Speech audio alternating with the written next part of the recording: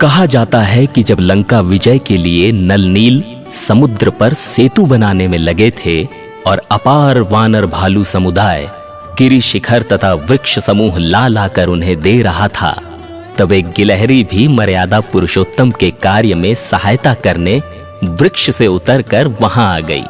जी हां, नन्ही सी गिलहरी। उससे ना वृक्ष की शाखा उठ सकती थी और ना शिलाखंड, लेकिन उसने अपने लायक एक काम ढूंढ लिया। वो बार बार समुद्र के जल में स्नान करके रेत पर लोटपोट होती और सेतु पर दौड़ जाती। वहां वो अपने शरीर में लगी सारी रेत झाड़ देती और फिर स्नान करने दौड़ती। उसका ये काम बिना रुके चलता रहा। महापुरुष तथा शास्त्र बतलाते हैं कि भगवान साधन साध्य नहीं है। जीव का महान से महान साधन उन सर्वेश को न तो विवश कर सकता है और न उनकी प्राप्ति का मूल्य बन सकता है। इसलिए किसने कितना जप तप आदि किया, इसका वहां महत्व नहीं है। जीवनिष्ठ साधन तथा भगवन निष्ठ कृपा के संयोग से भगवत प्राप्ति होती है, ऐसा महापुरुष कहते हैं। किंतु भगवान तो नित्य कृपा के अनंत अनंत सागर हैं। जीव अप्रमत्त होकर अपनी शक्ति का पूरा उपयोग करके सच्ची श्रद्धा तथा प्रीति से जब साधन करता है, वे करुणा वरुणालय प्रसन्न हो जाते हैं। कितने समय या कितना साधन किसी ने किया, ये प्रश्न वहां रहता ही नहीं। भगवान प्रसन्न होते हैं, वे नित्य प्रसन्न जो हैं। गिलहरी की चेष्टा को मर्यादा पुरुषोत्तम बड़े कुतूहल और एकाग्रता से देख रहे थे।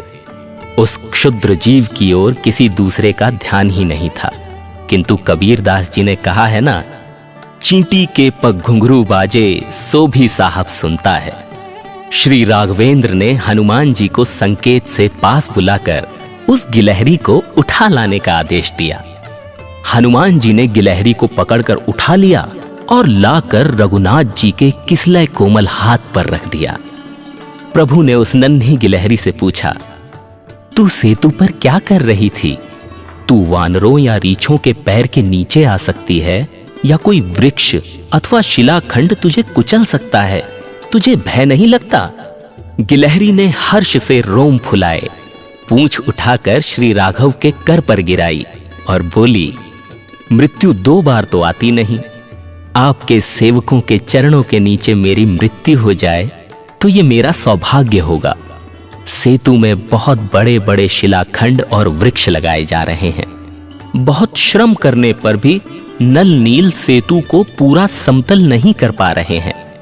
ऊंची नीची विषम भूमि पर चलने में आपके कोमल चरणों को बड़ा कष्ट होगा। ये सोचकर पुल के छोटे छोटे गड्ढे मैं रेत से भर देने का प्रयत्न कर रही थी। मर्यादा पुरुषोत्तम प्रसन्न हो गए। उन्होंने वाम हस्त पर गिलहरी को बैठा रखा था। उस क्षुद्र जीव को वो आसन दे रखा था जिसकी कल्पना त्रिभुवन में कोई कर ही नहीं सकता। अब दाहिने हाथ की 3 उंगलियों से उन्होंने गिलहरी की पीठ थपथपा दी।